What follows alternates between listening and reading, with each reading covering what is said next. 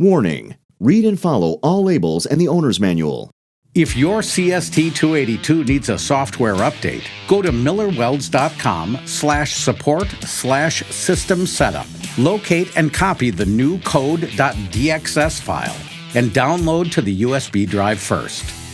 For the update to be successful, the USB can only have one DXS file on the USB drive at a time.